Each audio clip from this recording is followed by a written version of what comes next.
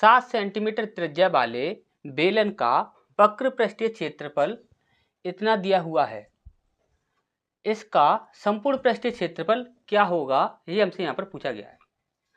अब यहाँ पर ध्यान से समझिएगा, हमसे यहाँ पर क्या पूछा गया है, संपूर्ण पृष्ठीय क्षेत्रफल पूछा गया है। और संपूर्ण पृष्ठीय क्षेत्रफल के लिए हम क्या करते हैं, 11 से डिवाइड करके देखते हैं और त्रिज्या से डिवाइड करके देखते हैं। हम सबसे पहले 11 से डिवाइड करके देख लेते हैं। तो 11 से देखे हैं तो यहाँ पर देखिए 8 और 5 कितना हो जाएगा, 13, और 13 में से 2 घटाएंगे तो कितना बचेगा आपका, यहाँ पर आपका 11 बच जाएगा। यदि 11 बच रहा है तो 11 11 से डिवाइड हो जाता है, तो ये हमारा आंसर हो सकता है। इसके बाद हमने बोला 5 और 2 कितना होता है 7, और 7 में से 5 गया तो आपका 2 बच जाएगा। तो ये संख्या आपकी 11 से डिवाइड होगी नहीं। इसके बाद हमने यहाँ पर देखा 8 और 1 कितना होता है 9 होता है, और 9 में से यदि हम 5 घटाते हैं 4 बचता है, तो 4 कभी 11 से डिवाइड होगा नहीं, तो ये हमारा आंसर होगा नहीं। इसके बाद हमने बोला 6 और 2 कितना होता है 8 होता है। 8 में से यदि हम यहाँ पर 2 घटा देते हैं कितना बचता है आपका 6 बच जाता है। तो यहाँ पर 6 कभी भी 11 से डिवाइड होगा नहीं, तो ये हमारा आंसर होगा नहीं।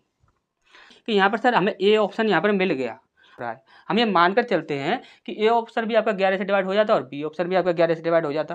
तो अब हम आगे क्या करते हैं, अब उस चीज़ के लिए आप यहाँ पर ध्यान से समझ, यदि बेलन का यदि आपसे संपूर्ण पृष्ठीय क्षेत्रफल पूछा जा रहा है तो वहाँ पर आपको एक और चीज़ देखनी थी। यहाँ पर क्या देखनी थी, यहाँ पर त्रिज्या और देखनी थी। यदि हम त्रिज्या को देखें तो त्रिज्या क्या है आपकी 7 है। तो यहाँ पर 7 से यहाँ पर क्या है कि 7 पूरी तरह से डिवाइड हो रहा है, तो यहाँ पर त्रिज्या वाला यहाँ पर कॉन्सेप्ट हमारे यहाँ पर कैंसिल हो गया।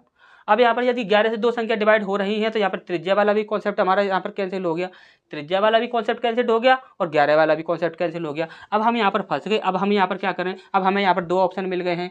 यदि 2 ऑप्शन फिर से आपको यदि हम मिल गए हैं, त्रिज्या वाला भी कॉन्सेप्ट यदि आपका कैंसिल हो गया है, तो देखिए ध्यान से समझिएगा, एक कॉन्सेप्ट आपका एक और होता है।